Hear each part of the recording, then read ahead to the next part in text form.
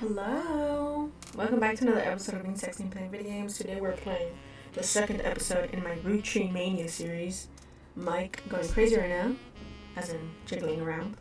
In the last episode we looked in, I think, 8 people? 1, 2, 3, 4, 5, 6, 7, 8. So, this one should work now. So we have one. And I don't know about him.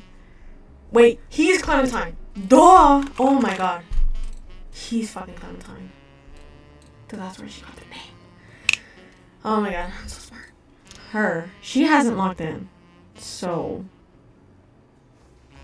let me look back at it real quick. Look at this one.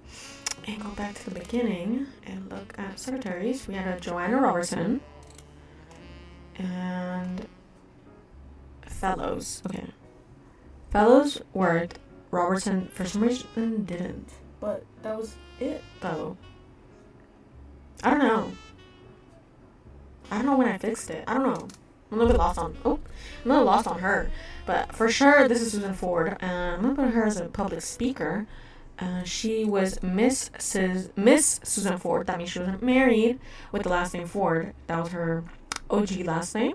But I don't know what her husband's name was. And I don't know how I would go about finding him. But, I do remember this one. This pulled up the local students, so we're gonna look up this. We're gonna look up just this, see if it pulls up anything. Okay, fuck my balls. Nothing below. Okay, so now we're gonna look up, is there life after high school? Oh, and that's gonna happen this year, so this could be Butler County Times. It seems like a high school in Butler County performed Is There a Life After High School near the end of April 1999. The cast list mentioned some names, including a Heather Ford. We already had that, so it doesn't matter.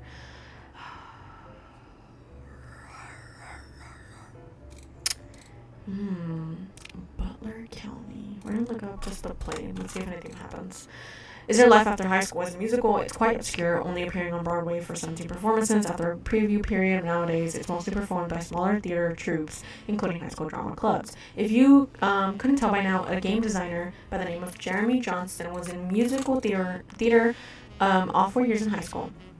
There's one song from it that has somewhat surpassed the popularity of the rest of the musical called The Kid Inside. If you'd like to listen to it, I recommend Barry Manilow's version. If you've heard the song before, it's likely that cover. The entire musical deals entirely with the traumas and nostalgia that society collectively shares about their formative years, which feels appropriately thematic for this game. I've also thought of it as a somewhat ironic that they have a high school theater club perform it. Anyways, the keyword in the Butler County Times article was local. The keyword in that Butler County Times article was local. So this is him talking to me, the game developer.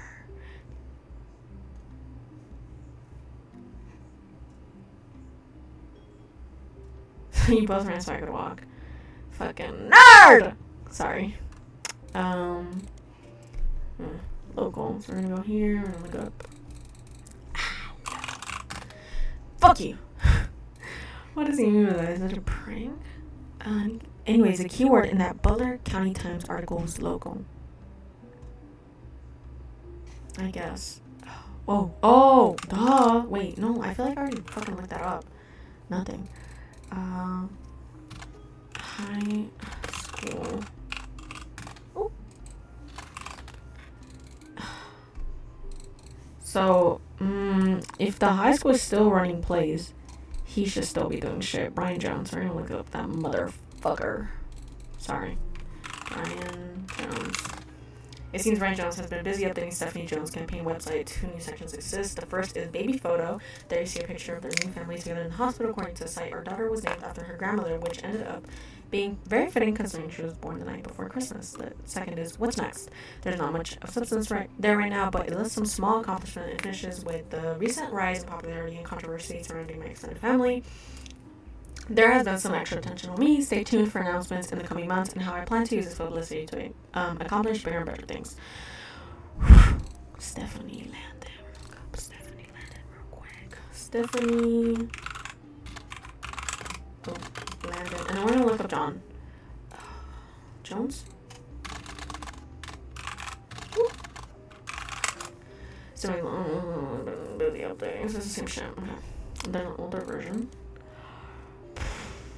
Oh, maybe there is some other stuff about her. Okay. Last election.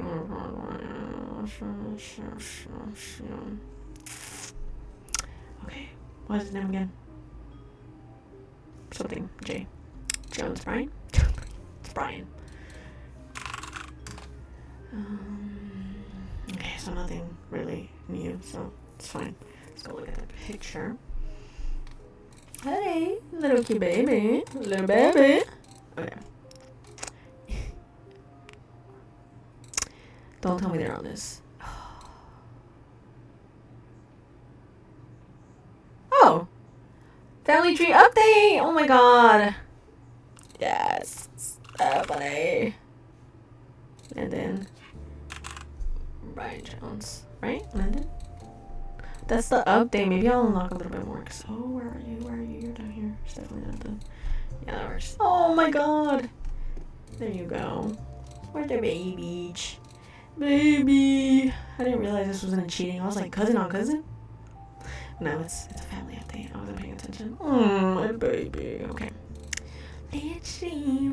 Brian Jones posted a photo of his family together in the hospital following the birth of their newborn daughter. His new daughter is wearing an adorable little Santa hat, and his wife Stephanie's giving her signature thumbs up move from her campaign literature. Okay, so we gotta go back to the website because I'm pretty sure there was a name there, but I was not paying attention. Was named after her grandmother. Wait, is you? Okay. Mom. Grandmother was Clara. Oh, no Clara. Grandmother? Am I fucking tweaking? No, because they said grandmother, and that's Caroline's mom. What the fuck? Hold on. Our daughter was named after her Oh, I'm so dumb. Her grandmother, not fucking Stephanie's. Oh my god, Caroline.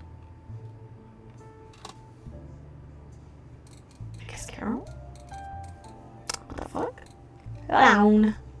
Caroline Morden. Eloise? It could be Eloise. It could be either or. What grandma is that?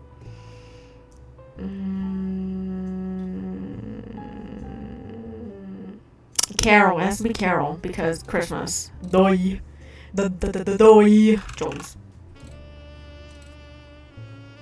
Or do you think she take Landon? Hold on. Let me see who I think I have locked in. Not that many. We have 1. We have 2. This would be the 3rd. So I need 1 more to be 100% sure about. Susan. Okay, so I need to look up Susan Ford. But nothing popped up with her. This one. There was something. A mention of something. Let's look up Miss Susie Ford. Principal. There's something about the play. And I already looked that up. And that was boring. So maybe.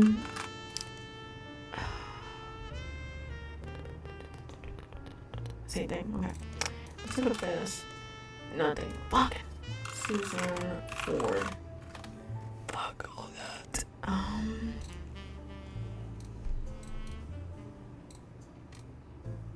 Oh, maybe I can look up more about Bess Williams because she probably survived by it on. Look at my phone. Bess Williams was an author in the late 1800s. She said, okay, so I had this one. I did read this already.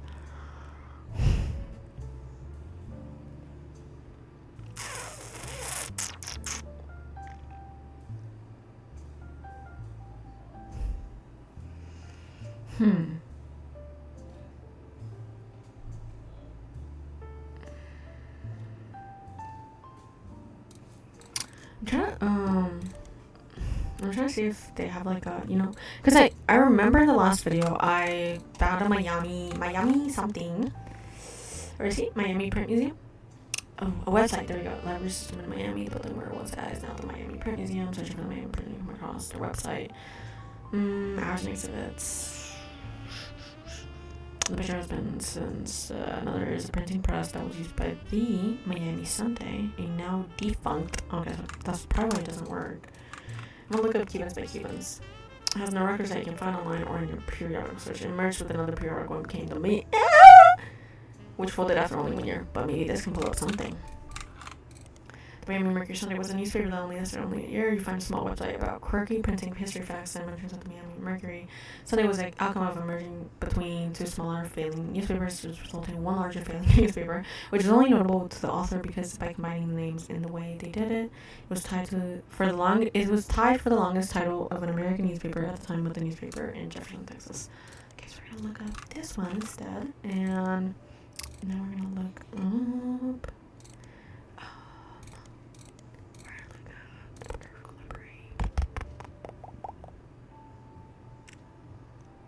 Cuba by Cubans. And then we're also going to look up the author. Okay. Burp. Sorry, guys. I'm burping.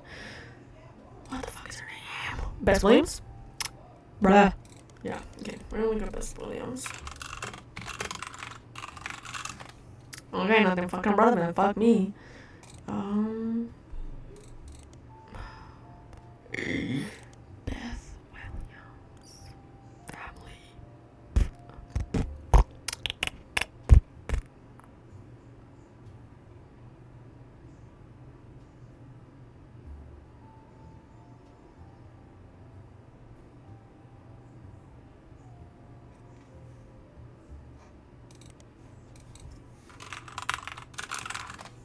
Fuck me. Okay. I guess we're gonna have to start digging through that evidence again. I did pretty good here. Kinda.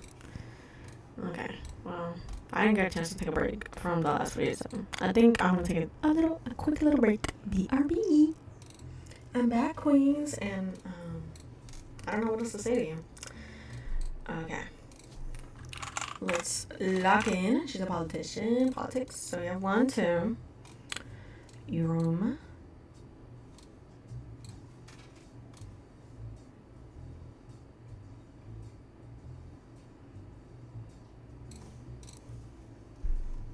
Is it this one? Is this confidential one? No, it's a different one. Oh shoot. Where's the other one? This one. About Regina Clementine. What does that mean? Can I look up definitions of words? Is a way to provide information about what someone was originally called. Salazar. Salazar. There we go. So now we have that updated. We did look up a website earlier about the mommy, Mary-Beth Quaked. There we go. One thing about Mary-Beth was known for was her adoption. She's listed on many sites that mention adoption in the history of adoption. She adopted 2 children. Ooh. Ew. Jesus. In the 1940s, Margaret Stewart. Maybe I can look up Margaret. This one. Mark. Clementine. Oh, right, Clementine. Oh. Cardile Clementine is listed on a website titled The Infamy List. Oh. There's a massive list of criminals who are known for odd crimes. Although Mark's nickname would imply he hails from Florida, a lot of others on the list come from there. Or Australia. Mark is listed as being from Los Angeles. He has a pretty big entry. He seems like a real piece of work. Ooh, give me 1 second.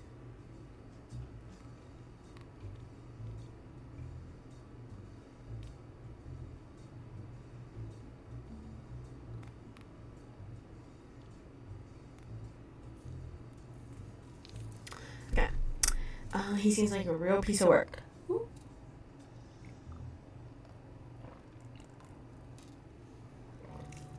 Ugh. There's a very small note about him being the basket baby of 1950. What the heck? What does that mean? I'm gonna look that up in a second. But most everything else comes from his adulthood. He lost his job in 1975 as a pilot for a regional airline after he tried to board the wrong airline's plane. He was drunk. He was charged with trespassing on assault. In 82, he was arrested for transporting smuggled animals over the Canadian and Mexican borders for an illegal reptile supplier in Los Angeles. He was apparently quite successful for the first 4 years and was caught when he had to make an emergency landing in Portland after he was bitten on the foot by a crocodile, hence the nickname. Apparently, the Portland Telegraph is credited as having given him his nickname. His mugshot from this incident has been added to your photos. In 1983, he was released on parole, but his freedom didn't last long. He was arrested in 1984 in San Diego for violating it in an attempt to visit his daughter's graduation. He famously punched the principal, a man named Billy Sims, and received national press. So now we're going to look up a few sites about true stories focused on and around religious mention in that in 1950, gospel singer named Mary once found herself dealing with the real-life baby Moses situation. Apparently, she was a rather prominent supporter of the concept of adoption, and someone decided to test how much to have the baby on her doorstep in the basket. According to the site, she adopted him without questions and raised him as her own. Although it was in national news in many circles, he became known as the basket baby, and he even went on tour with her as he grew up. None of the websites state who the woman or baby were, likely to prevent people from looking into either of the people too closely from context. You know that it's Mary-Beth Clementine, who would later be shunned due to her personal life, and her son Mark, who would later be known as Crocodile. We're gonna look up the Portland Telegraph.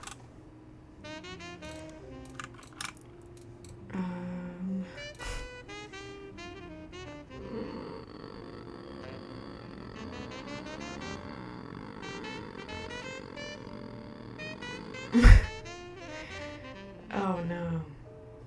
I barely drinking. Jesus Christ. Okay. Portland Telegraph. I'm gonna look up crocodile. If I look up his name, I feel like it'll pop up too. Dad? Oof, fuck. Y'all heard that? That was fucking good. The Portland Telegraph was the one that provided the nickname Crocodile. Clementine had some details about Crocodile on my radar. He was flying weekly between Los Angeles, Juarez, and Vancouver in a small plane. His flights were very low, literally under the radar. He was only caught because he was bit by a crocodile on the leg, and I had to call in a mayday because he was losing blood. He tried to tell them that he was a crop duster who somehow cut his leg on this piece of metal in the cockpit, but his story seemed very odd, and controllers quickly alerted the police without informing him. When he landed, they were waiting, and he was promptly arrested. So now we're gonna also look up Billy Sims. Billy Sims is the principal of Sandstone Canyon High School, who had his 15 minutes of fame in 1994 when he was punched by Crocodile Clementine at a graduation ceremony. Pretty much every news organization, from Twitchworthy to tabloids, seemed to have their own take on the altercation. It wasn't the punch that captured the nation's attention, however, instead, it was Billy Sims' matter-of-fact response to the threat and his comments afterwards, as heard in a now-famous audio clip from someone who was recording the ceremony. Billy saw Mark hop onto the graduation stage and said, "Sir, you'll want to sit down or we'll have a problem." At that point, Crocodile reportedly sucker-punched him in the face. Billy, apparently only slightly dazed, said, "Alright, sir, I guess we'll have a problem." Clementine tried to throw another punch, but Sims anticipated it and performed the maneuver that spectators described as a wrestling move mixed with a backwards somersault, which immediately brought both men to the floor, with Sims straddling Clementine, keeping him neutralized. As security arrived, the recording captured someone asking, "How did you do that?" And Sims' response was famously, "Trust me, I'm as surprised as anyone." Okay. They said any tabloids. See, we're gonna look at Billy Sims. The Portland Telegraph is an article slightly longer than most about the Billy Sims incident, mostly because the assaulter Crocodile Clementine had appeared in the paper before, because of the somewhat comedic sensationalism of the events in question, and because the readers were already familiar with Mark Clementine. They filed it under a special banner called Croc Watch. It mentions that our good friend Croc Clementine was actually in attendance at the high school graduation because his daughter was walking the stage. He was apparently not allowed to attend. His ex-wife had a restraining order filed on behalf of her daughter, but did so anyways. It was unknown to the school staff, including Sims at the time, who he was, but a security guard recognized him, and that's when the trouble started. Clementine was pushed inside of the stage to try and avoid the guard when the exchange between him and Sims took place. The article finishes by facetiously asking, "What will Croc get up to next?" Stay tuned for more Croc Watch. Unfortunately for your investigation, as far as you can tell, there were no more instances of Croc Watch. Whew, frail. We found a mugshot online. Mark Clementine was arrested for smuggling reptiles. Oh, okay. So he's a pilot. Please don't lock it in. Oh, I like stuff in. Okay. How do we lock it?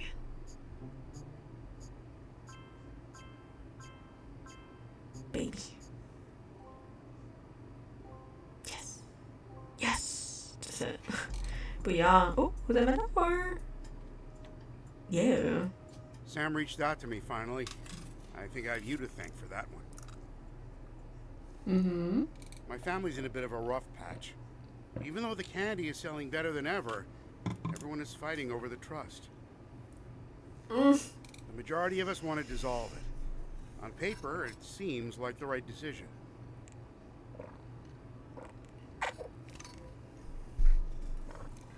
The arguments about what to do next are endless. More than a few root trees are worried about losing their wealth. I don't think we deserve it more than anyone else. I love my family, my wife, my daughters, even my son, who I hardly ever get to see. I want to keep them safe and secure. I didn't do anything to deserve this fortune. Hell, I probably deserve it less than most. It took me way too long to get my life together. What's that? Okay, enough about me. Here's the deal. I can't stop the majority from voting one way or another. If you keep passing along potential root trees, I'll keep adding them to the list. On the other hand, there's been some leaps forward in genetics. It may sound like science fiction, but we can actually determine who's in the family just by testing their DNA. What you've done so far has been very useful. Oh, okay. Just keep doing what you're doing. I'll figure out for the test. Nope. Wife, don't know, but yeah, daughter.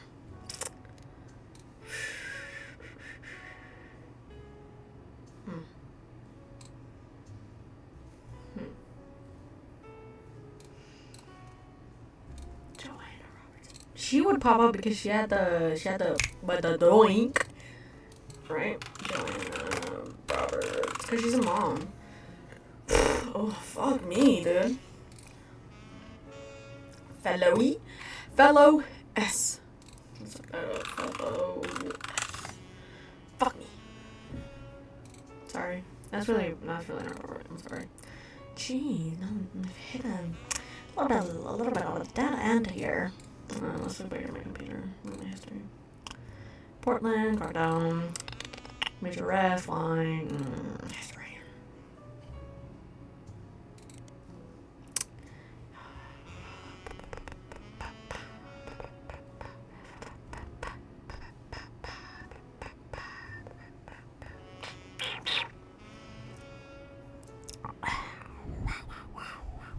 I don't know.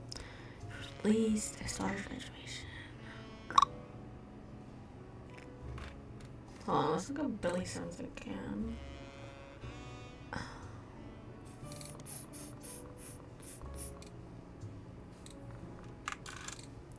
Maybe.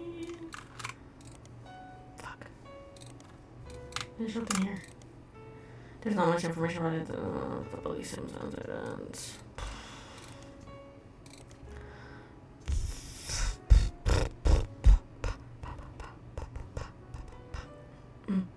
I don't know. I'm running out of ideas, guys. I don't know what to look up. The Miami Mercury was a dead end. This printed out stuff, though. That was a picture of the statue. I'm trying to figure out the daughter's name. Maybe if I look up... Oh, I just did that. I just looked at that. I just did that. What if I just look at the high school? I just did that earlier, like literally a second ago. Okay, let's look up this. It mentions because of his daughter, he was probably not allowed to attend. Restraining order.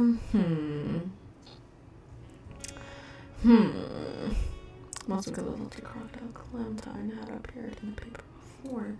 Let's look up crocodile Clementine. So I looked up his real name. I think it's just must be the same shit again. Yeah, same stuff again. Whatever that is up there. He was arrested in 1994.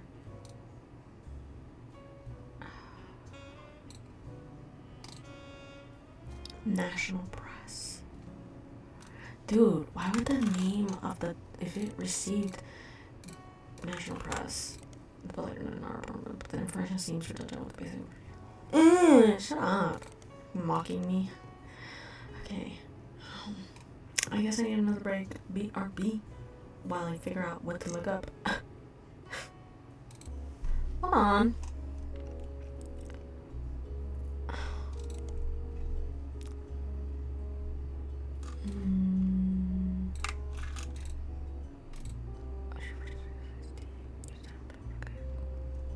Okay, I don't know. Composer and an action figure. Debut album. All Your Problems. The first and only single. After by the single 5 pieces of Super State. Okay, Root of All Evil is 5 Pieces' debut album. According to various sources, the album is mostly material that 5 Piece recorded for his mixtape before it became notable, but re-recorded with lyrical differences and professional production. All Your Problems was the first and only single released. After dropping the single, 5 Piece announced he'd retained the infamous celebrity lawyer Stevie Whitlock to sue his family. Today, it doesn't seem like he's followed through. At first, the single didn't make a splash, but Whitlock, known for publicity stunts, paid thousands of teenagers a few dollars an hour to call and request a video on MTV, which increased its profile. MTV eventually caught on and banned the video altogether, which in turn received national news coverage and made the song even more popular. There we go.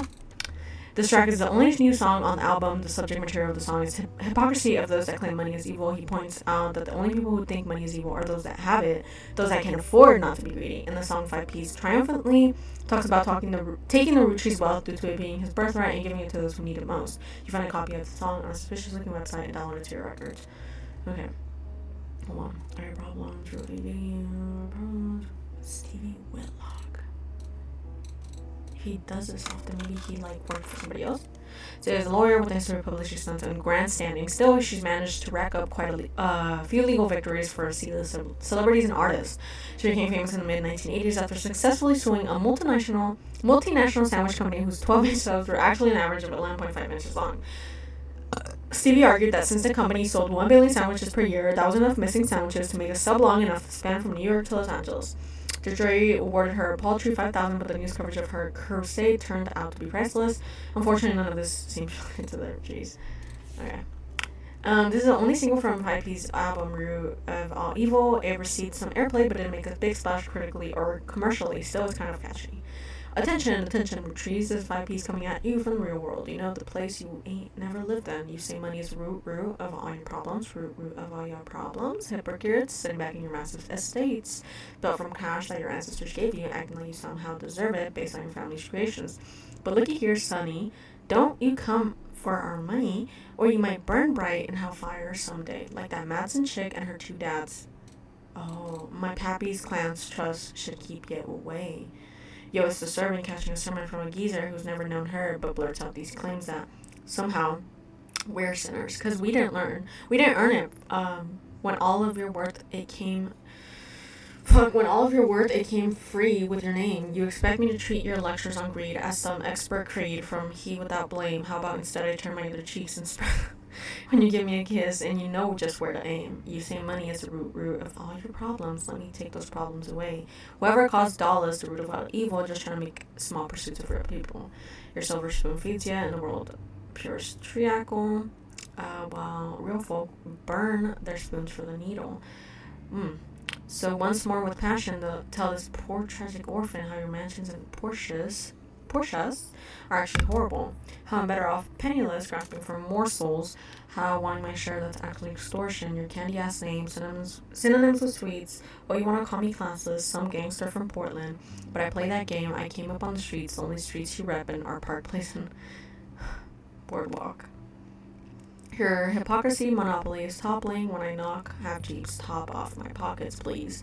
Because the same God that got to steal my mom from me is what he wants, right, for you to live in poverty. And if you're suddenly not eager to unhand that fortune, that's unfortunate. I guess I'm going to have to take my portion. I'll do it all legally, class actions, courtrooms, decorum, my way past your fancy-ass stormin'. You say money's the root of all your problems. Let me take those problems away. Bring the choir in. You say money. Whoever calls dollars the root of industry, we pursue. Okay.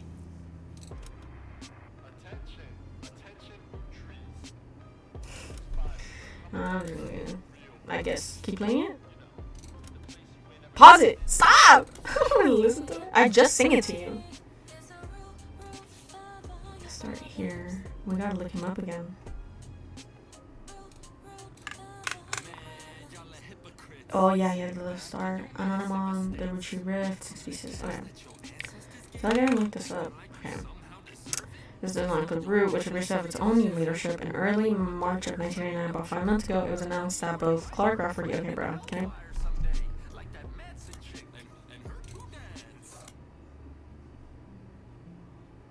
Thank you. In early March of 1999, about 5 months ago, it was announced that both Clark Rafferty LaRue and Ron Richard were taking over. I feel like I already looked this up. Artisan career, volatile marital history since taking over. Clark has tried to remain out of the spotlight. I feel like I already saw this. I do want to look up something, not notes, events. I feel like I already looked up the Roottreemania Rift. Hold on. Roottreemania Rift and 6 pieces. I feel like it would have been like the first things I look up. The Roottreemania Rift.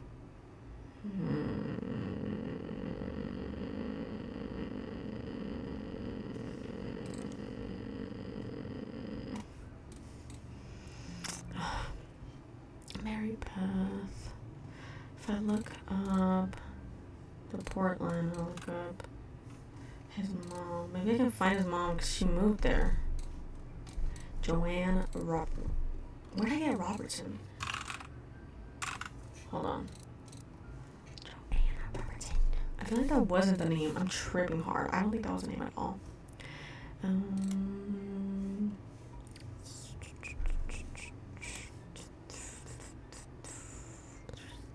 Okay, so I was doing this one. Joanne Robertson is not listed. Joanne Fellows has been added to the list. Joanna.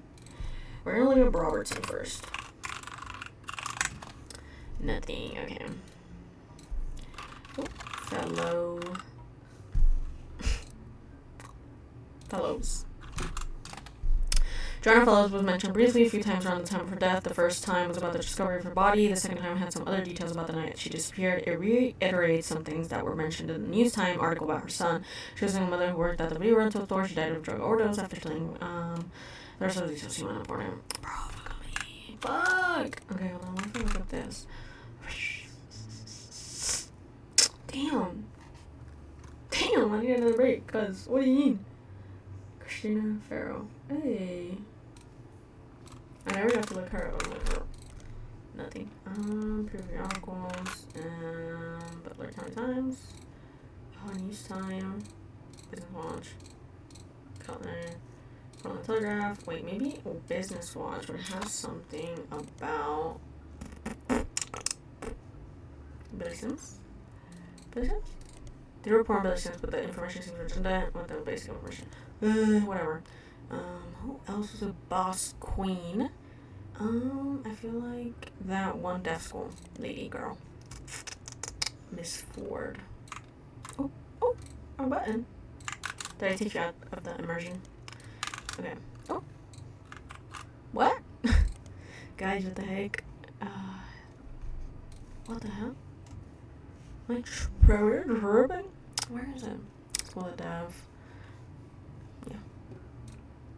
Control Z. Control E. Susie Ford. Okay, I already saw this.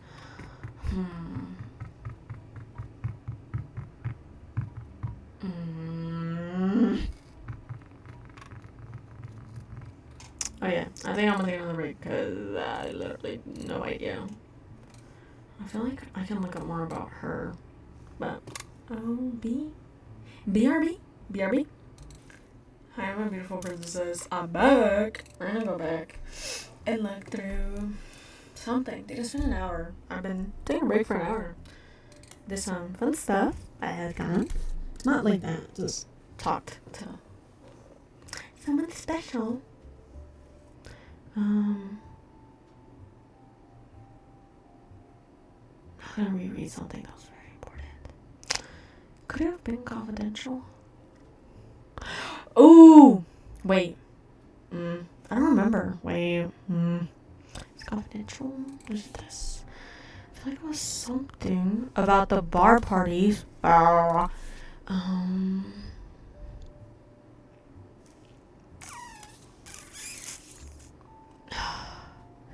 There's something. Okay, I'm remembering something about Christina. Wait, no. Okay, so one of them had a daughter. Dude, I should have been taking notes. I know I deleted it on accident, whatever. These ones. These guy girls, Susan Ford, Christina Farrow, Mary Garland. Okay. these. I have to be, well, obviously, fucking one of these. Oh, Ford Susan has to be this one for sure. Because she never had kids?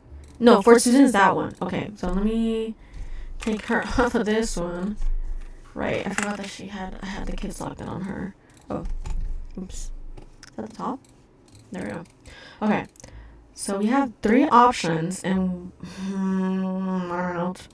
I had Christina, and that's it. I had Christina married, Thoreau married Garland. But she had a daughter. But her daughter wasn't. No, one of them had a daughter who also worked. Okay, so one of them worked as something in the company, and then the daughter worked as a secretary. That's all I remember. But it was, I'm pretty sure Christina. I think Christina might have been the daughter. Oh, okay, right. I should have highlighted it instead of just fucking raw dogging this thing because it was great. Okay. Here we go. Let's start. Oh, there's page 2. Let's start here. You're not sure how helpful. There's 1 in here. Edward Roottreemania, Elizabeth Cravensworth, Eli, Fred Cross, Albert Cross. Wait, maybe they yelled about Beth, but it was a different Beth? No, because I already figured out.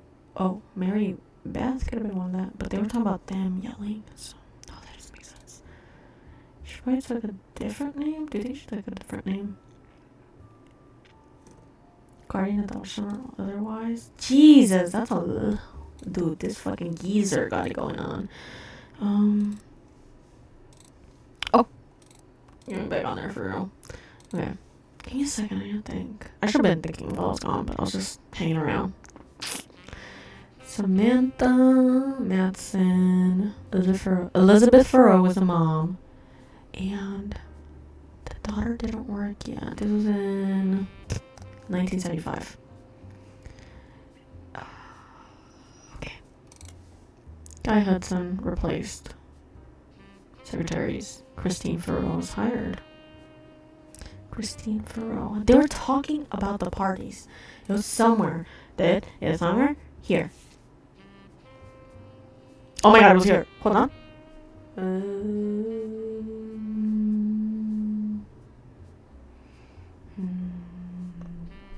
It was about the party. I keep wanting to eat on the microphone.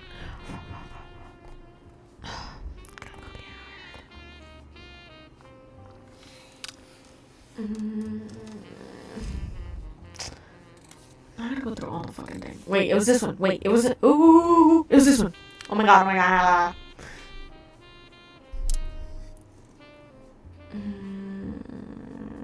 Gwyneth. Sam also says her son Ernie once asked her about who's Beth because he overheard them yelling about someone with that name. Sam says her son Ernie. Oh, cause yeah, they would have been alive around the same time. That's weird. That's so weird. Time is so weird and weird. I hate time. I hate that time passes. I hate that people leave your life, and I hate everything about time and life in general. Okay. Sam runs 20 years ago. Hearsay. One of Sam's farm supervisors was named Elizabeth. Elizabeth had a daughter who Sam never met, but who worked as one of Guy's secretaries. According to Elizabeth, a caterer from a local restaurant. Okay, so I should have been looking up Antonelli's from the very beginning. Met her daughter at one of Guy's parties, and they eloped quickly due to a pregnancy. Ooh, we can probably find like an article about them getting eloped, because like Antonelli's, there are a large number of Antonelli's restaurants, not because it's a chain, just because it seems to be a common name of the time. Restaurants, you may need to be more local resource. Cool, thank you very much. Oh, there we go, that's good enough. Antonelli's is an Italian restaurant, and it has been in the Butler County Times twice. The most recent time was when it closed in 1992. The owner, Rochelle Zimmer, sold the land the building was on at the time, and at the time of the article, she was unsure if the restaurant would move to a new location or if she would retire.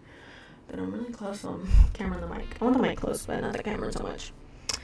Am I centered? I don't care. Many years before that, there was a puff piece from Valentine's Day 1978 that asked, recently married residents of Butler, how they met. Christine Garland responded, she and her husband Steve, who was a chef at Antonelli's, met years ago when she delivered produce from her mother's farm. Steve used to work extra hours just to be there during her deliveries. Aw. Although they grew apart when the restaurant switched suppliers, they reconnected by chance and eloped at the end of last year. Now she has a bun in the oven, and they're both working as much as they can. She's a secretary, but went back to delivering produce on the weekends, trying to save up money to move to Boston and open up their own restaurant. Do I have a new... Wait. The Boston? Portland, Boston? Does that make sense? In my head, I'm fucking stupid right now. IRL, I am too. Rochelle Zimmer sold the land. So we have a Christine Garland. Maybe I can look up Christine Garland. Or Steve Garland. No, close twice. Okay, so maybe a Steve. Oh. Hello, Queen. Steve Garland is mentioned in a couple of articles. The first was an article about how he met his wife when he worked dental. The second is from months later in September of 1998, a listing of his weekend cooking classes, Gourmet for the Groovy. The blurb mentions that he's been giving lessons from his home kitchen for the last month, so he can keep an eye on his son. The third was from 1991 and is titled Local Author Sued by Former Butler County Resident. It seems that a local author by the name of Mark Zimmer, interesting, was sued by Garland and after Garland saw Zimmer promoting his book Kitchen Tales on television. His recipe book was partially plagiarized from the recipes that Steve Garland would give his students during his cooking lessons before he moved. Okay, Steve Garland, chef, baby in the oven. But in the oven. Zimmer was promoting the book. That's okay, so their boss stole their recipes? Because they said that Zimmer was the wife of the land that was selling. The article mentions that although recipes are hard to copyright, Garland accompanied each recipe with a short fiction about how he learned it. These usually doubled as a way to remember certain ingredients. Garland's bean salad, for example, involved making a trade with the gnome for some magic beans. Apparently, these stories were found word for word in Zimmer's cookbook in addition to additional stories that followed the same format. Okay, we're gonna look that up. Kitchen Tales was a story-based recipe book credited to Mark Zimmer that had some success after it was featured on a morning talk show. The book, released before the internet was widespread, so mentions are rare. One book collector states that the publishers were unprepared for the demand, and there was no second printing, so it's unusual to find a copy in the wild. You find an alternative medicine website which focuses on cooking with natural ingredients. It mentions that one of Kitchen Tales' recipes used salt water. The owner of the site has included a scan of the recipe, which was added to your evidence. She says if you switch out the salt water in the recipe for a mix of 2/3 spring water and 1/3 filter seawater, it tastes great. I'm going to go to Mark Zimmer, author name, and we're going to look up Kitchen Tales. Yeah. Kitchen Tales. Full title, Mark Zimmer, out of print, no copy of the release. As Garnishing the Truth. We're going to copy that one. An entire description of the book, according to the library system, is a recipe book that contains stories. Nothing relevant to your investigation. Okay, so we're gonna look up Garnishing the Truth. Garnishing the Truth is cooked credited to Garland and Zimmer. It was re-released in 1994. It was quite successful after duo appeared to promote it on a daytime talk show. There have been multiple printing sales. According to the book review, the recipes are accompanied by stories that help the reader remember the ingredients. The reviewer says that it seems perfect for learning to cook with the entire family. So now we're gonna look up. Oh. Nothing. Business Watch. News Time. They said they went on the news. Silver Magazine. I'm just looking through all of them just in case. Okay, so we're gonna go back to Butler County Times and we're gonna look up Steve Garland. Oh, there was my did. And then I think I also already looked up. No, I didn't look him up already. Kitchen Tales. Okay, Zimmer. So we're gonna look up again onto Nellie's County Times. Rochelle Zimmer. I'm gonna look her up. Oh, no. Nothing relevant. Okay, so I was. What's his name?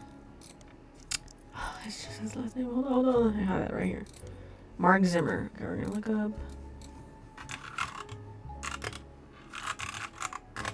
Kitchen Tales the story best. Feature morning talk show. The book re-released for the internet. What was widespread mentions are rare. One book collector. Okay, so we already saw this. So let's go watch that little evidence we had. Wait, which one's important? This one's the most important one. Picture. Kitchen Tales is a book that combines recipes and stories. It had a mild popularity but seemed to disappear from online marketplace in '92. Even a scan of one story on a website, it demonstrated how to bake the plated loaf. I'm gonna look up plated loaf. That probably has nothing on it. For years, two bakers, Flora and Yates, flirted. They grew their friendship, compared recipes, and combined knowledge. She loved his salt and pepper red. He adored her rosemary cheeks. They thought sweetly about one another. But he was one day whisked away, conscripted to bake the army's bread. Laura? By the oil of the lamp, Flora! Tears began to salt her bread. The recipe asked to combine and whisk until the dough begins to form. It was 10 to 12 years later that they met again, seemingly by fate. Flora's unique dough had earned her a position as a king's personal baker. Yates had found success as well. He baked for the kingdom's 45 diplomats.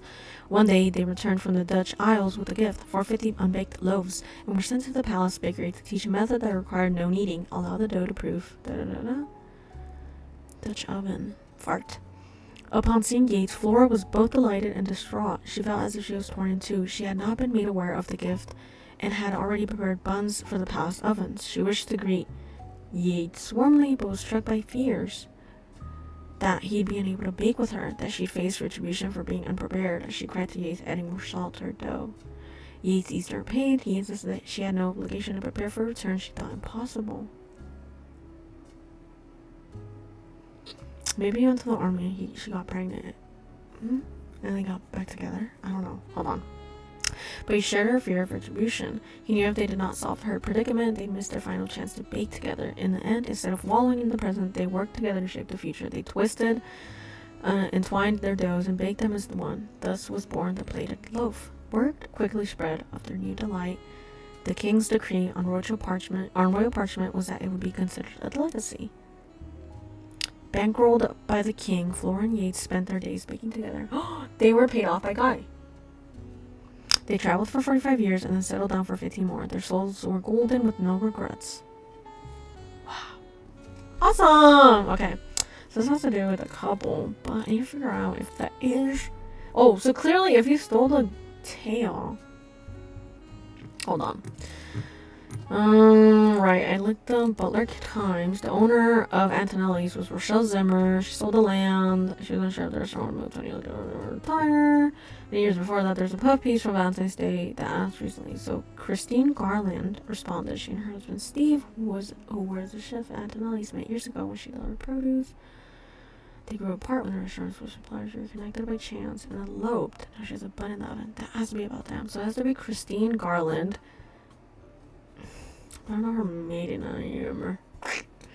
So it has to be Christine something. It has to be here. They had a kid. They had one kid. She had a husband. So it has to be this one. And must have 2 kids? Ow, my lip. This one? It has to be this one. You think? I think it has to be this one. 1978. This is the most recent one. It happened in... I don't know when it happened. Because he had a kid. But technically not. But she was with somebody. She just cheated. Well, he just cheated and had a baby with her. This one... Maybe they had a kid while married? No, but that's the first kid. Split up. But they didn't split up because they stayed together. Sure.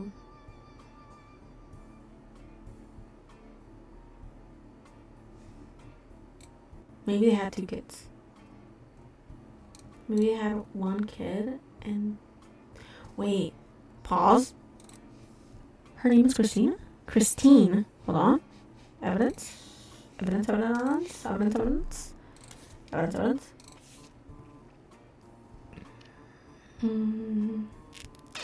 Elizabeth had a daughter. Oh, there was something else in here.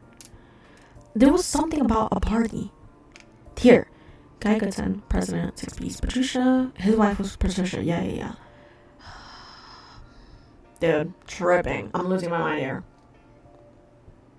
Have I even figured out a group of 4 yet? I don't think so. I think I'm still stuck on the 8. Oh my god.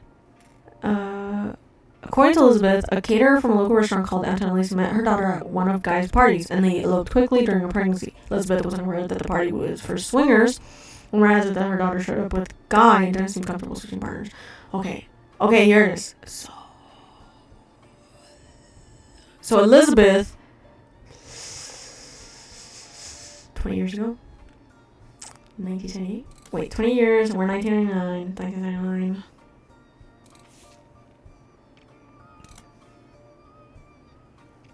Elizabeth Cravensworth. Office staff? I don't think she was an office staff. She worked way up. Okay, so it has to be Elizabeth Ferroa. So that's probably her OG name. And it is Christine. That's right. Secretary. Stephen Garland.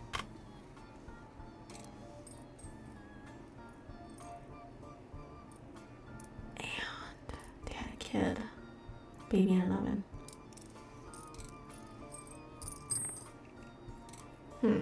Interesting. Damn it, I don't know shit now. I was looking on that and then I lost it. I feel like some of this is important. All this is important. There's 2 in here. So it has to be. Someone was hired under special category that only for the year. And they fucking gave them money the next year. Which was the most recent one, which, where is it? Like 250,000. It has to be the last one. Sorry.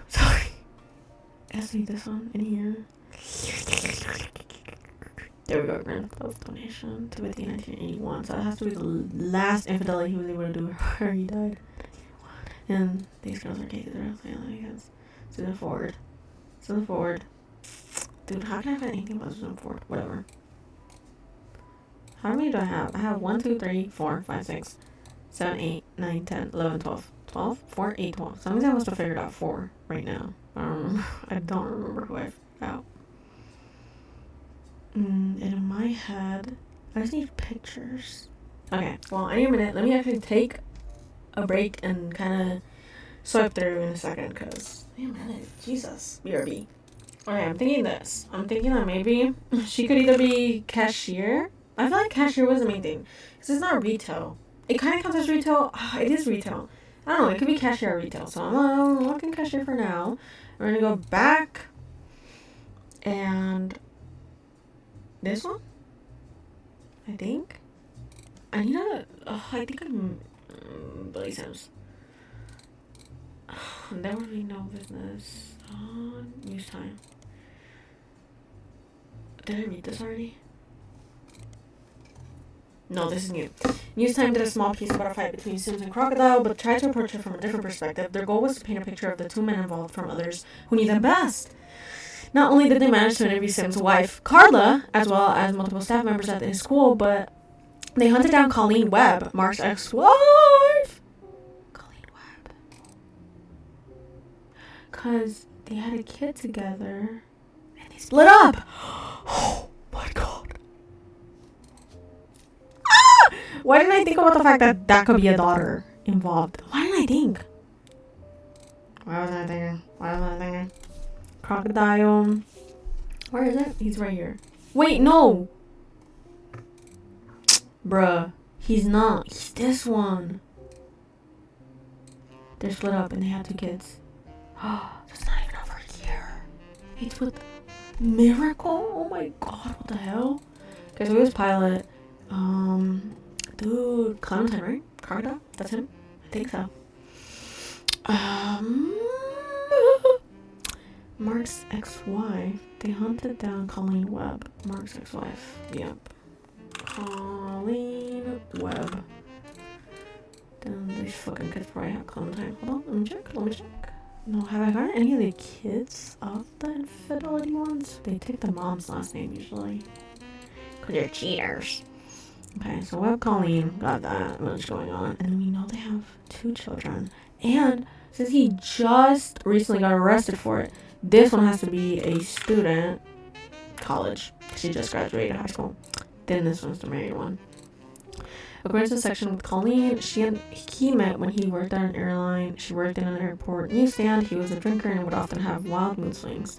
When he was charged with assault of a fellow pilot in 1975 and lost his job, they divorced. At the time, she was pregnant with their second daughter, and she felt she needed to get out of there before things got worse. She left him and moved to San Diego to live with her sister, and told their oldest that her dad had to fly planes for the army.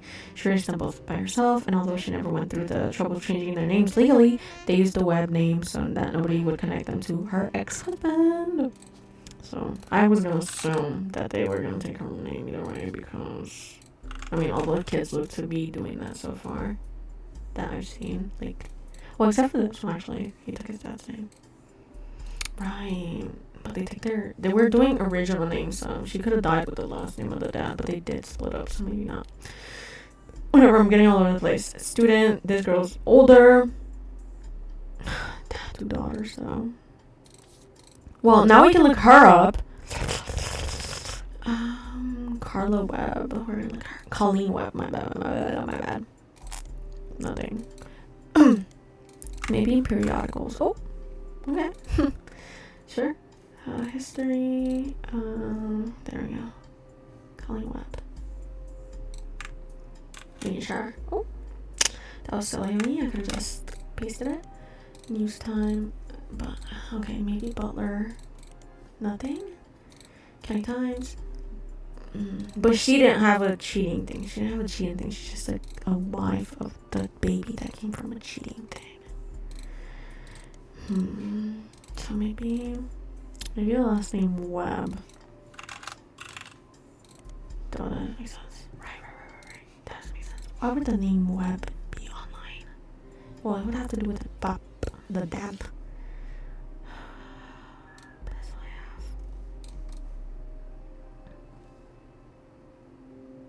Maybe I can look up Christine Ferroa.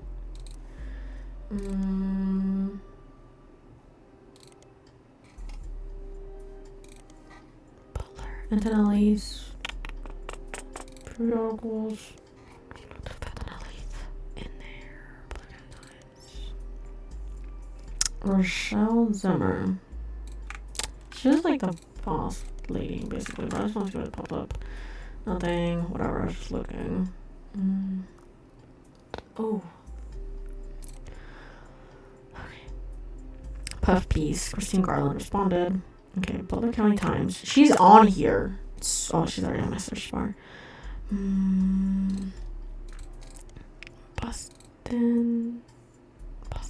Boston. Oregon. Boston. Dude.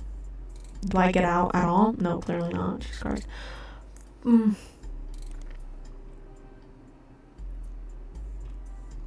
Antonelli's. Look up gourmet for the group. Maybe there's like a picture of him on there. Blah blah blah blah blah blah. Local authors sued by former county president. The third was from a. It tells us that much, but nothing relevant. Okay, whatever. Steve Garland. Kitchen tales on television. Ooh, maybe. Okay, I'm gonna look this up. And then I'm gonna look up.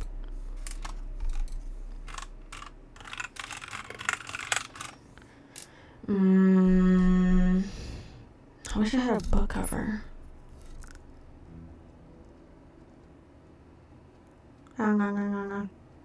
Okay. Kitchen tales. Okay. Our permanent relations margin of truth. I already looked that up. A recipe food that contains stories. What if I just look up Mary Zimmer? It's just a book.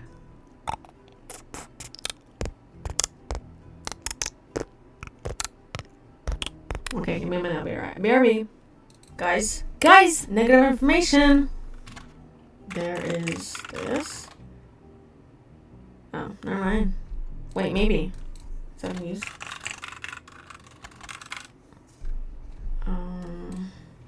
Billy Sims. Oof. Worked. Did something. Picadilly Magazine is kind of sleazy, so they're not afraid to publish a few details that more reputable news publications normally wouldn't. You look up Billy Sims incident, and it seems they did report on it. You gain a few new bits of information, though it might not be useful. Dude, hold on. There's one more crack in here. I know it. Oh my god, I know it's in it. Okay, give me 1 second. Wait, actually, just need like. Okay, maybe it won't crack. I lied. Whatever. My bands are so funky. Whatever. You gain a few new bits of information, though it might not be useful. Billy Sims was once arrested for throwing a Molotov cocktail at a company that was found to be testing their animals on products. Okay. They're products and animals. According to the police paperwork, Crocodile Clementine's bail was paid by... Did this sound Italian? It was fairly expensive. Piketty interviewed other students that were at the event to find out if anyone knew anything, and the word going around was that Mark Clementine showed up because his daughter Mary was graduating that night. York. Where are you? Left? Mary. So you're Mary.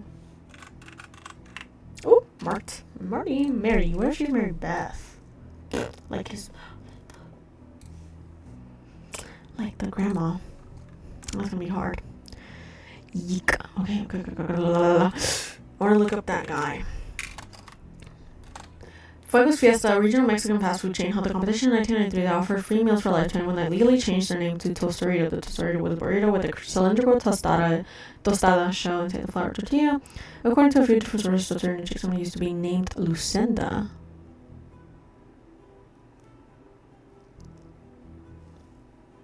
Lucinda Jacobson. So she used to be named Lucinda Jacobson.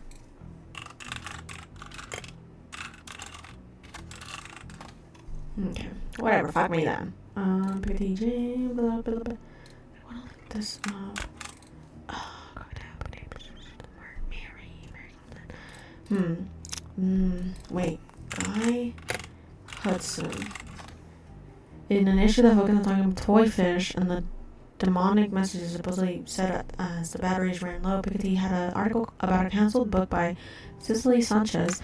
The book's subject was Guy Hudson, and the issue was said to contain pictures that Cicely did not have the rights to publish. Because of the pictures, the issue was pulled from store shelves, making it the subject of some conspiracies and an instant collector's item. Due to this recall, the version found in these archives is incomplete. I'm gonna look up Cicely. In an issue, okay, so the same thing. We're gonna look up Cicely.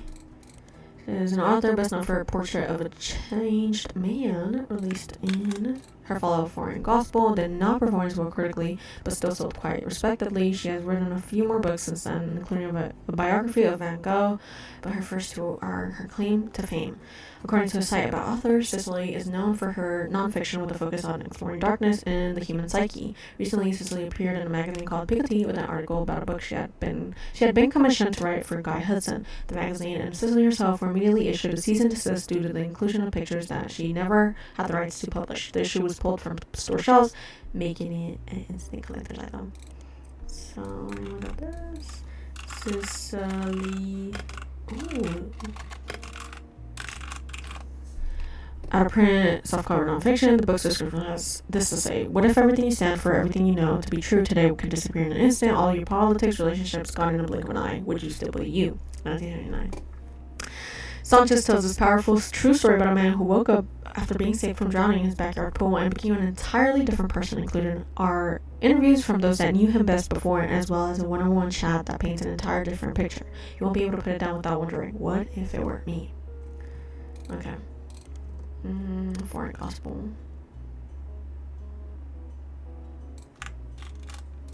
He wrote two different books though, because it said that the other ones were whatever, definitely.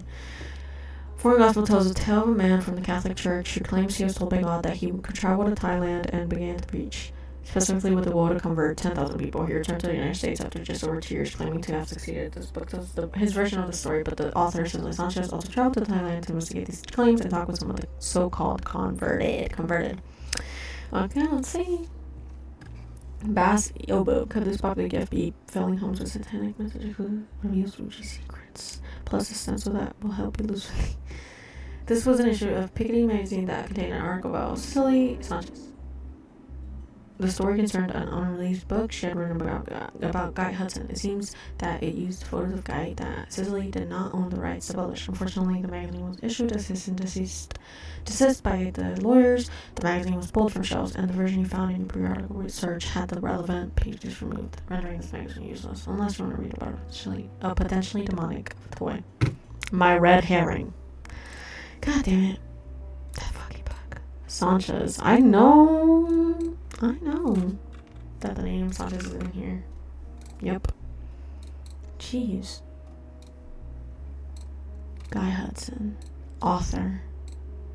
Sanchez. What if it's just her?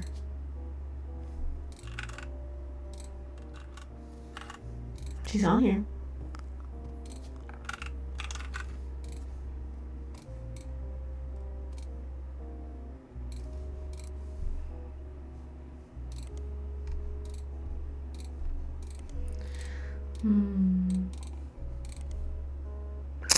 Newstime briefly covered a lawsuit between Ruby Spratt and Piketty Magazine surrounding Cicely Sanchez. They said that Cicely didn't have the rights to distribute pictures of Guy. Piketty apparently announced that they would be pulling their issue the following day, the moment that the Ruby legal enterprises threatened them. I'm like, as well. I'll highlight it. Okay, first thing I highlight. This caused the issue to sell faster than any in the other magazine's history, though only for a day. Even people that would never have normally purchased it went out of their way to buy one, just in case it would be worth something someday. It especially caught the eye of conspiracy theorists who assumed that anything worth suing over would have to be hiding something. An expert legal analysis from Newstime states that it was unlikely that Ruby could have had the story pulled if it had gone to court, and Piketty likely got more eyes on it than it would have had if the Roottrees just ignored the story. Now we're gonna look up Butler County Times. Nothing. Okay. That one. Ruby Pratt, like her legal name, is relatively elusive.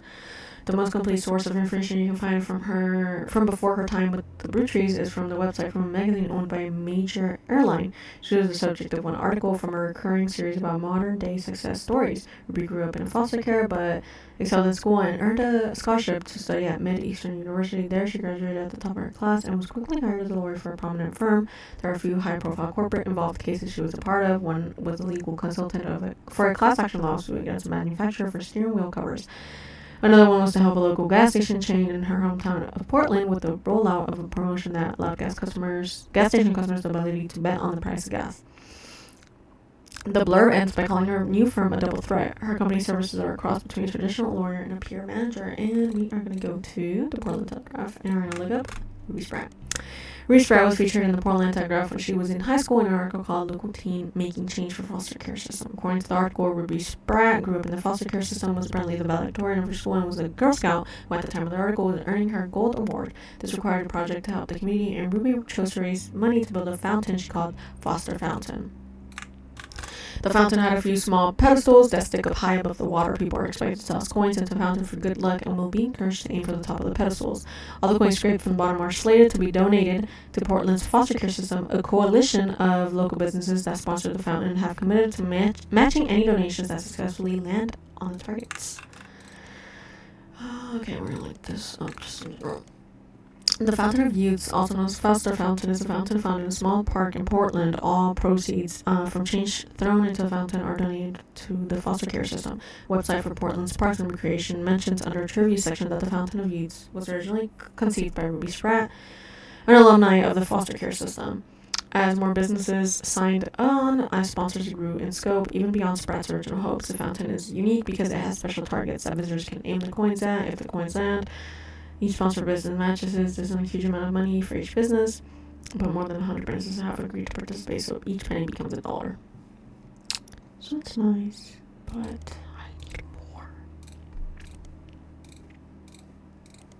This is all Eon. Maybe she's in...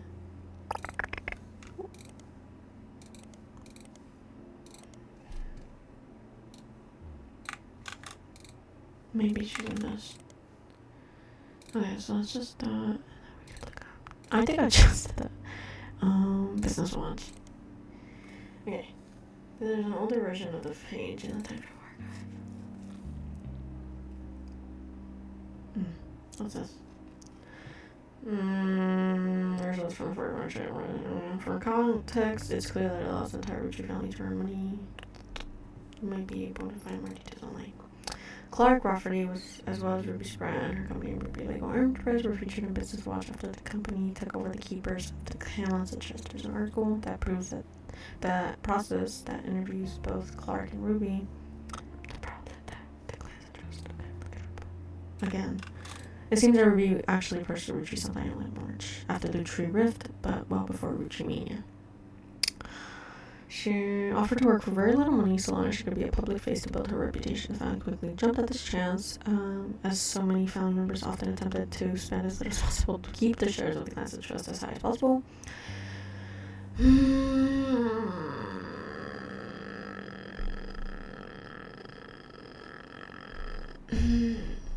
helped them draft a public statement. This went quite well, and they officially hired her in April. Many financial aspects of the company, including verifying any claims to trust and organizing the various charitable causes such as scholarships that have been set up in the name of the deceased. I already read that. Okay. I want to look at this evidence. Red herring ass bitch. I want to look at, not this one, just different evidence with something about, oh, yes, this one. With all the money. Maybe, like the $50,000 ones? I don't know what I want to look at. Not the flavor ones. The ones where like their 50th anniversary or some bullshit like that. It's like $50,000. Australia, China, and Brazil. France and Brazil. Refurbishment 52,000. Beth Knox. I'll look that shit up. The fuck? Beth Knox? Sure.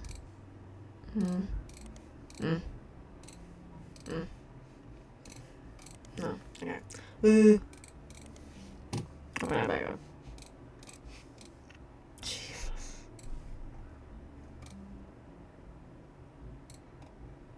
I have nothing on this side. Oh, nothing. Anyway. BRB once again. Wait. Rewind, guys. Rewind. Where the hell is it? This one. Lucinda Jacobson. Bruh. Miracle. Where's Miracle? Edith Jacobson. Okay. Now, hold on. Butler. What? No. Whatever. I can tell you her name. Jacobson. There's a crime blotter article. Edith Jacobson mentions a Helen Roottreemania Lucinda. Okay. Edith and her sister Lucinda were arrested for trespassing the Miracle Congregation and their petition.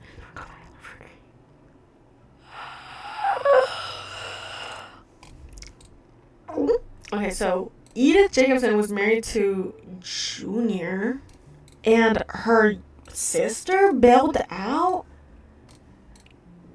the weird son. The son that her father-in-law had out of wedlock. Not even father-in-law, she wasn't married at all. She's just like the sister of the one that would be related to the father-in-law who cheated. You know? What the hell? Why did she do that? That's so weird. They're so blessed like that. Wow. Okay, that's all I figured out. Give me a minute.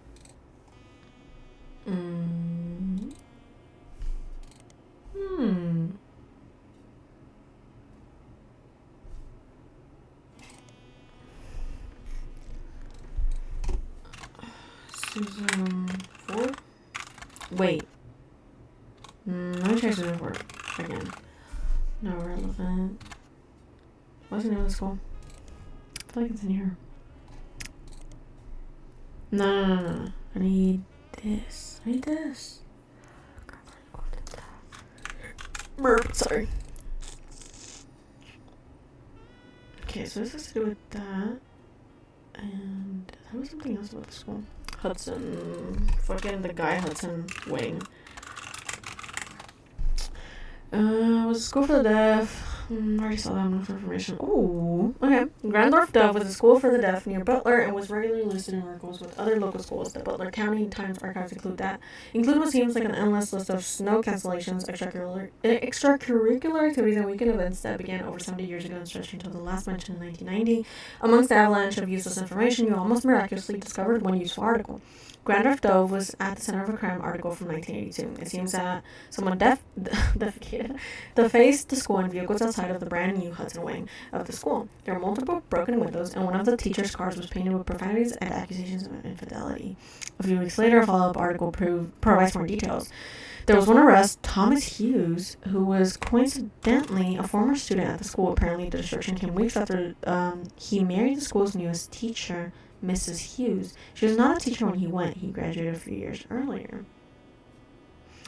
According to the reporter's investigation into the police reports, trials, and restraining orders, Miss Hughes was convinced that he was not the father of Mr. Hughes was convinced that he was not the father of Miss Hughes' current pregnancy. He was released on bail, and the school agreed to not press criminal charges after an agreement was made to pay for the damages for the couple to begin so they were together. Thomas Hughes, Miss Hughes, and the Hudson woman have all voided for their appearance in the Butler County Times. Thomas Hughes. They took her name. Dude, it has to be Hugh. That has to be Papa. That has to be it. That has to be it. Teacher. Oh. Professor? I don't know what else that'd be. Educator?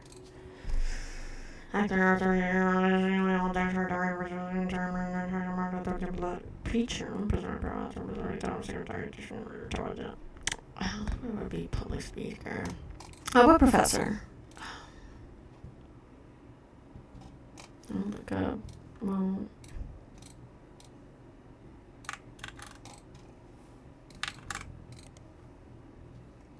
okay, so that's what that pregnancy. 1982. My daughters would be, yeah. So this has to be, what's her name? I forgot her first name. Susan.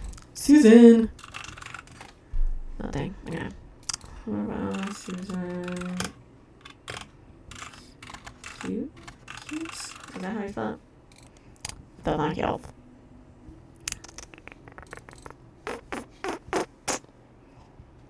Okay. Oh, that's as much as I've gotten. BRB once again. My bangs are greased up. This is impossibly long. Jesus. I have no idea progress. I don't even know. What if I start this video with all 12? No, I feel like I found 4 this episode. But, I found it. It's been a long hour. I don't know. I still don't know if I should have gotten her from the very beginning. Okay, I'm gonna look up a little bit more Guy Hudson. Just to see if I might have missed anything.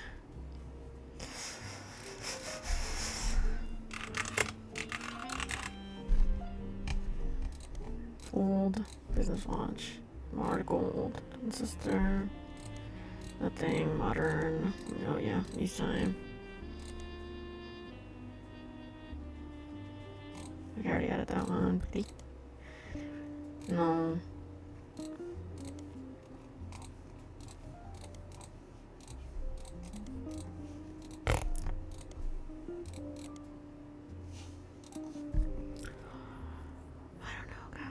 There's like some possible. Might have to come back in the morning. Well, I'm already at 120 minutes.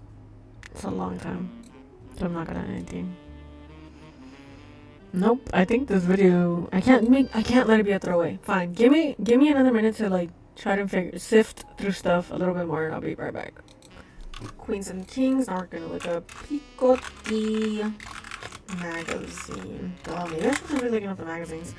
Blah Blah Magazine is a publication that, as far as you can tell, has no consistent theme. It tends to contain tabloid-esque articles that appeal to a wider variety of audiences and appears in many grocery stores near the checkout line. Unlike traditional tabloids, it doesn't typically feature celebrities on the cover. Instead, it tends to latch onto and create sensationalist headlines about whatever subject appears to be popular at any given time. In recent years, this has included Beanie Babies, Magic Eye, Images, and even Red Bull.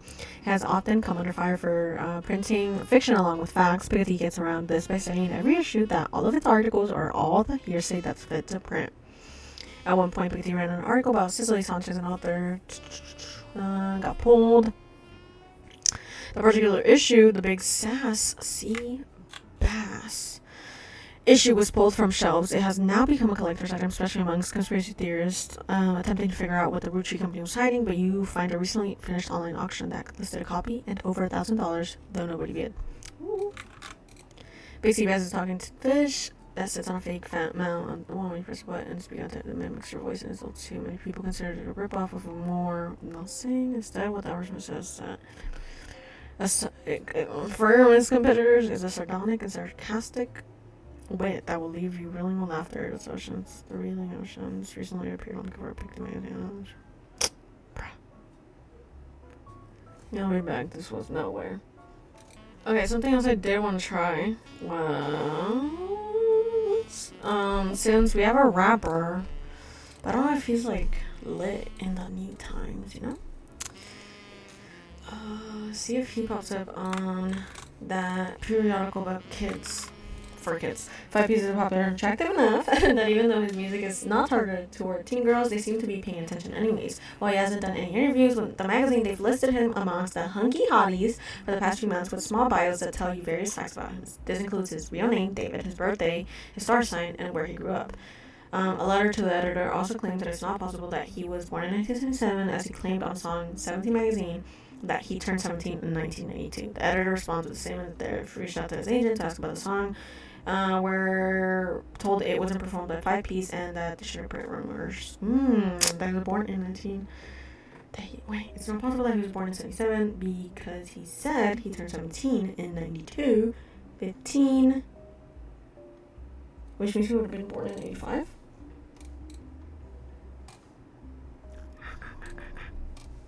My math is off.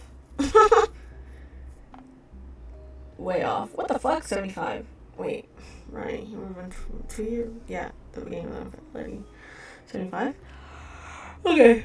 That gave me nothing either. We're back. It's already 12. It's midnight. Baby. Okay. Blah, blah, blah, blah. Okay. So I know I was looking up the book stuff, but I feel like I didn't try looking them up with both authors on there. And maybe I can... Hold on, let me look up... Oh, Garshing the Truth. It's probably the title's under now. So, it was the title, I'm pretty sure. By Garland and Zimmer. So if I look at Garland and Zimmer, would that pull it up? Garland and Zimmer. Oof. Nothing to print. Boring. The direction of this book is a series of acknowledgements from Steve. The first is Christine. From Steve. Okay, Christine, thank you for everything. Your support means the world to me. You are the apple of my pie. The second is to James and Robert. You're becoming an amazing man and incredible chefs. I guess I'm a good teacher. The final is Mark Zimmer. To Mark Zimmer. You proved my storytelling approach to the recipes couldn't be popular without you. This book wouldn't exist. Okay. James and Robert. They have 2 kids. Christine. Gotta be this one. They broke up though?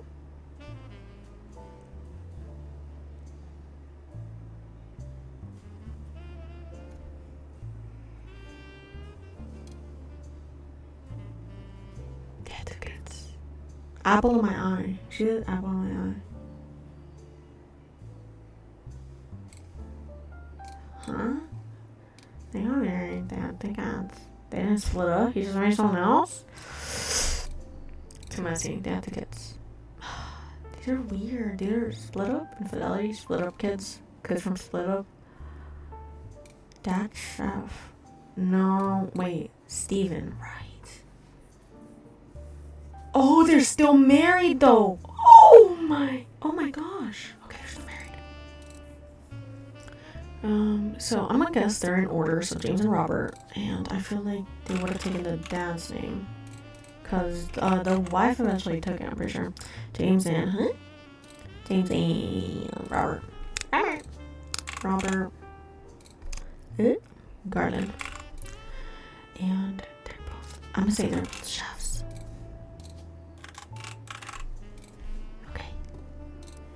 Okay. There's also a foreword by Mark Zimmer. I first met Steve in 1978 when he taught a cooking class. The next time I saw him was over a decade later, when he was suing me for stealing his recipes. Yes, really. So you might wonder what I'm doing in this introduction. Well, it turns out that Steve and I had more in common than we thought. Instead of settling in court, we settled it at McCarran's brew house over a game of darts. They said they'd give us the free drink. They'd give us the free drink of the night, free for an entire year for mentioning them. By the end of the game, he and I agreed we'd both rather make a ton of money together than spend a ton of money on lawyers. It's pretty rare to meet your best friend so late in life, but when I decided to retire, I moved to Boston just so we could hang out. So if you're browsing this book in a bookstore, please buy our book. We need more money for when the free beer runs out, and the bookstore could probably use the sale. Cool. That's nice. That's sweet. Okay. Am I recording? Gotta make sure. There's a pub in Boston, and they have a website apparently, and the bar has been around for a long time. On the site, there's a list of famous people who have had a drink there, including former president of the United States, not of the Roottreemania, Kennedy. There's also a few listings of television shows and books that have mentioned cards, as well as how they came up. One of them is Garnishing the Truth, which the site has this to say about. Local and regular Stevie G wrote a book about food. We prefer cocktails, but gave us a shout out, and we ain't gonna say no to free press. So grab a bite at his kid's joint, Fried Die, and then swing by to meet him for a drink. Fried Die. Ooh, ooh, ooh. They have their own restaurant. Fried Die is a fairly popular restaurant in Boston. They don't have a website, but many locals seem to mention them in various places. So we're gonna look up Boston, because it's Portland. Oh, never mind. Maybe I'm completely off about places. Wait. Nothing. Dude, I don't know where I'm at even. One more in-depth review explains that it's not a full restaurant, just a front door and a very small interior with a window. Unusually, the restaurant only serves vegetables, but a lot of reviews say that in spite of that, it's delicious. You also find a short story about it listed on a website called My Boston Homepage. Whoever runs the page seems to just link to random sites related to Boston, tell personal anecdotes related to Boston, and give their relatively short opinions on things in Boston. It's very organized. Has this to say about Fried Die. Wicked overrated. I saw it in Chef's Signature, so I went and there was a huge line, and they didn't have a single meat dish. What's even the point? This is a periodical. No! Where's it? My Boston homepage. Mary-Beth, a periodical. I don't think it's a periodical because it's not a website. I feel like it's just a website, so I'm gonna look up My Boston. They claim to rate things on a Wicked Awful to Wicked Wicked. The most recent things, a Wicked Awful was an antique store called Bay's Things. Apparently, the owner Beatrice is not very friendly. The most recent establishment to receive a Wicked Wicked is a comic book store in Cambridge called The Million Year Picnic. As far as you can tell, nothing besides Fried Die seems to be connected to your search in any way. Okay, so let me go back to Fried Die. Go to that website thing and look up in Chef's Signature. Oh. Chef's Signature magazine related to food and trendy restaurants! Yay! Oh my god, that's so awesome! Chef's. Oh my god! Oh my god! Covered Fried Die less than a year ago, right around the time you were doing your initial investigation. Each article in Chef's Signature tends to focus on a restaurant, and like the magazine's name implies, each restaurant lists the one main dish that the head chef is known for. Fried Die. The signature dish is samosa cone. The cover and main article have been added to your. Hopefully it's not that. Oh my god! Oh my god! Here we go. Can a vegetarian diet be trendy? Starting with the Garlands. Chef's Signature, a nationally published magazine targeted towards fans of unusual restaurants, featured James and Robert Garland on the cover of their November. James and Robert. So I'm gonna say that they're in order. Wait. Please give me something. Oh, I wish I'd click. Whatever, shut up. Wait. No? Okay, fuck me. James and Robert. Maybe I'm wrong about the ages. James and Robert Garland on the cover of the 1998 issue. According to the article, the two brothers own a small walk-up window in Boston called Fried Die, a play on the tie-dye shirts that the servers wear.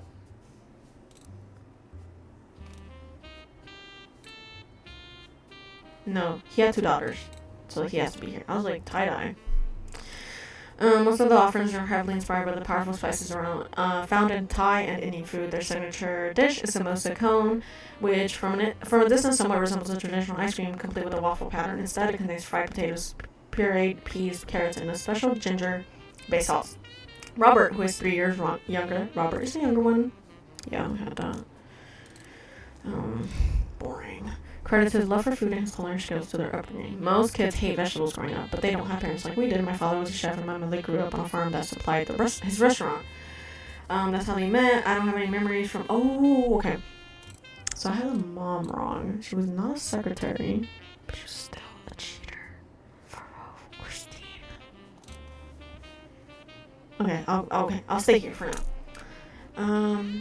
That's how they met. I don't have any memories from the farm or anything like that since they moved here before I could even talk, but they told me stories. My dad's a great storyteller. He even wrote a book that partially helped fund Fried Die.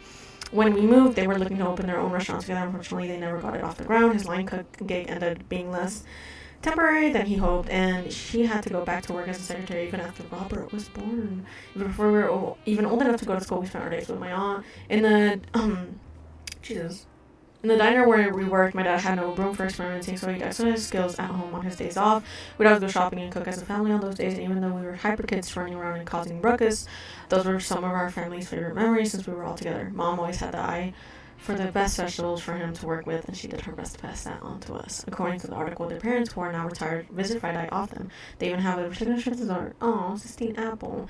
Apple pie has always been my mom's favorite, and my dad always had this stupid line he used to make her laugh involving apple pie, and most people realize it's a Sistine Chapel pun and assume that that's all there is to it, but it's actually secretly named after them. Sort of. Sistine Chapel. Stephen Christine Chapel. What? That's really named after them.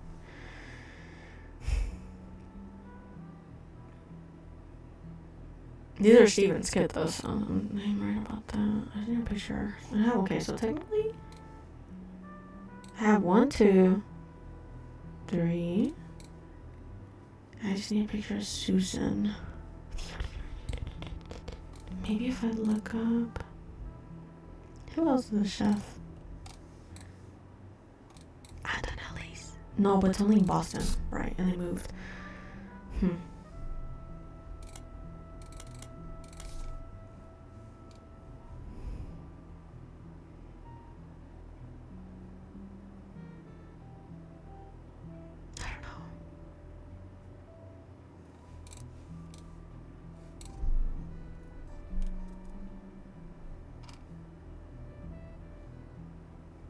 He looks younger. Could be either or. I just need to find one more person. Okay, let me. I guess. I'll browse around a little bit more. I'll be back.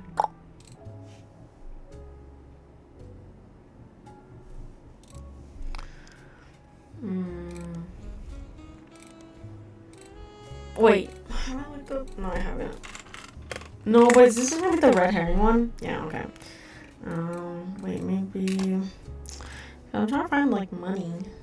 So it could be Christmas, New Year's. Okay. I'll go Christmas, New Year's. Yeah. Christmas tree bash. Wait, maybe that could be the website name. No, well, not website, but you know. Periodicals. Nothing. Pretty water. No. Butler. Okay. Never mind. I can't find anything. B-R-B.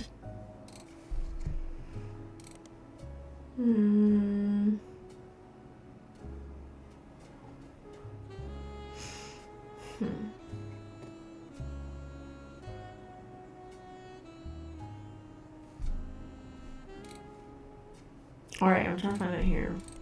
Stupid. Oh, Bruh. The Miami Mercury. I was literally looking that up earlier. Whatever, I'm gonna look up Miami Sunday. Oh, okay, that makes sense. No wonder I can find it. Where's that coming from? Okay, so let me look up again. Miami Sunday. Okay, I'm gonna look up. Okay, I'm gonna look up. Who was? I remember. It had to do with this one. Bess Williams. So we're gonna look up Bess. Update Bess Williams. Hurricanes. Maybe I'll look up Hurricane. I can look up Bess Williams on there. And the library. Right.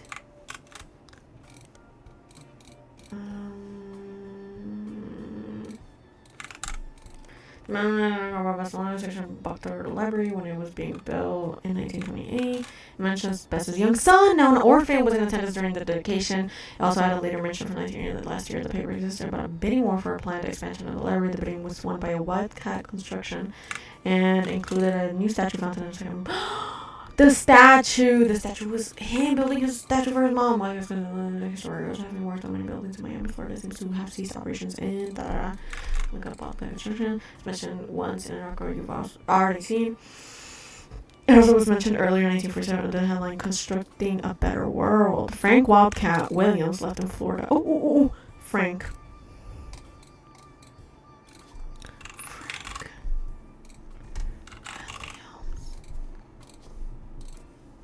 shoot. Construction? Architect? Construction. Okay.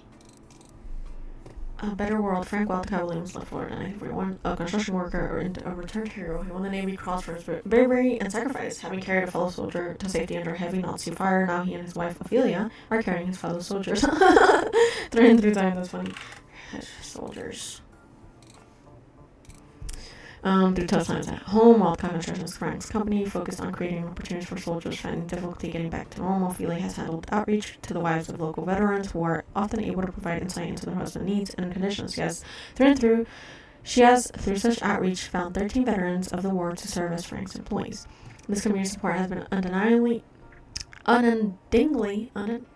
shut the fuck up, and overwhelmingly positive, has gone to the point where Frank bids on a project other local companies have decided to step back and let soldiers handle it. This has become a bit of a sore spot for local politicians and business owners, as the bids are often not as low as they expected. The problem for them is that essentially Frank has a selective monopoly, but any attempt to circumvent it has caused an uproar and accusations of being un-American.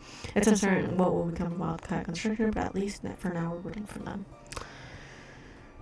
Constructing a better world. Another headline.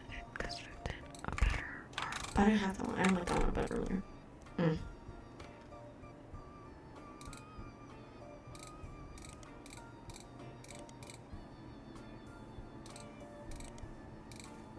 Well, maybe I can look up this. Fuck. Okay, hold on. No, I meant this one. Okay. Where's it at? It's in quotes. The quotes? Okay. It was also mentioned earlier in 1947 under the headline Constructing a Better World. Why would that not pull anything up? Nothing relevant. Be sure to have the correct magazine or newspaper name. But that is the right name. I don't know what else it would be under. He was known for being very, very big, so... You said? I'd like that one up. Maybe Portland Telegraph. Let me check Portland. Even though it's Miami, Florida. Roottreemania magazine. That was for movie stars. I don't know, man. Okay. Now I'm stuck again. BRB again. Okay. That was stupid. I'm not stuck. Wildcat Construction. We can look him up because if he's so well known, there should be something of him under here. Yeah, oh my god, he's listed on a few different military history websites. He was awarded a Navy Cross Medal in World War II, and the story goes that even after being struck in the arm with a bullet, he managed to carry a fellow soldier through enemy territory on his shoulders for over 2 miles.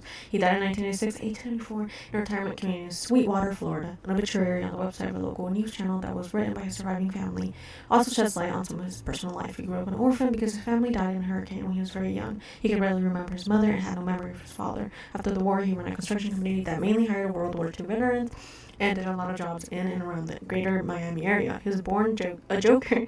He was a born joker and a shining light to those veterans who needed it most. And an anecdote mentions that he used to insist he married his wife Ophelia as a matter of courtesy and convenience. She wouldn't have to change her last name.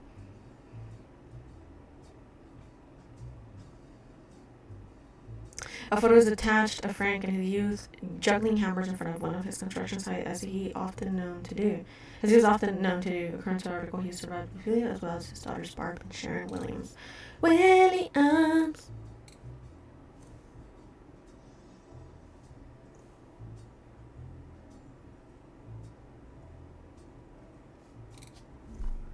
have Williams. Okay, we'll do Williams. Wait, but am I sure that it's this one? Stop. Yeah, because he's the kid of this one. Yeah, okay. But, did he take her last name? No. Williams is his mom's name. But Ophelia kept her own name. Okay. Alright. Either way, we have our evidence. True. What are they doing? He's so goofy. This image was found in an obituary for Frank Wildcat Williams. He was juggling cameras on construction site. Wait. An anecdote mentions that he used to insist he married his wife Ophelia as a matter of courtesy and convenience. She wouldn't have to change her last name. They had the same last name. She wouldn't have to change it, but he wanted to marry her. Yeah. Please. Oh my god. Who? Oh my god, finally. Oh my god. Something else, one more? Oh my god, thank you. Oh my god, thank you. Booyah. Okay. We need 4 more until the next convo with somebody. But it looks like that's it for tonight. We have so far 1, 2, 3, 4, 5, 6, 7. Got the name wrong. 8, 9, 10, 11, 12, 13, 14. 14 names so far. I wonder where the name came from then. Those of you just joining us. Okay, anyways, that's it for tonight. Thank you very much for watching. I'll see you tomorrow. Bye, bye, bye, bye. Bye.